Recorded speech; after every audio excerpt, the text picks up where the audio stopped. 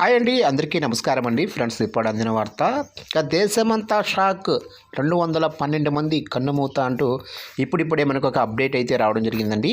అయితే ఇందుకు సంబంధించిన పూర్తి వివరాలు అయితే మన వీడియోలో తెలుసుకుందామండి. ఎక్కడ ఏంటి ఏం జరిగింది అనేది క్లారిటీగా తెలుసుకుందామండి. వీడియో మాత్రం ఎక్కడ కూడా స్కిప్ చేయకుండా చూడండి ఫ్రెండ్స్, అప్పుడే మనకి పూర్తి సమాచారం అయితే తెలుస్తుంది. ఇక లేట్ చేయకుండా టాపిక్లోకి వెళ్ళిపోదాము. ఇక శ్రీలంకలో దీత్వా తుఫాను మృతుల సంఖ్య 212కు చేరింది. మరో 218 మంది గల్లంతయ్యారని శ్రీలంక విపత్తుల నిర్వహణ కేంద్రం ఆదివారం ప్రకటించింది. ఇక 2,73,606 కుటుంబాలకు చెందిన 9,98,918 మంది ప్రజలపై తుఫాను తీవ్ర ప్రభావం చూపినట్లు డిఎంసి పేర్కొంది.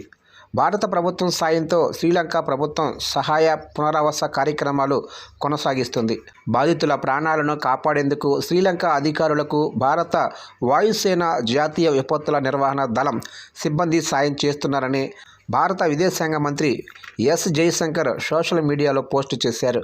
కాగా కొలంబోలోని విమానాశ్రయంలో చిక్కుకుపోయిన సుమారు 400 మంది భారతీయులను ఆదివారం స్వదేశానికి తరలించారు. వీరిలో సుమారు 150 మందిని విమానాల్లో ఢిల్లీకి పంపించారు. మిగిలిన 250 మందిని IL-76 విమానంలో కేరళలోని తిరువనంతపురానికి తరలించారు.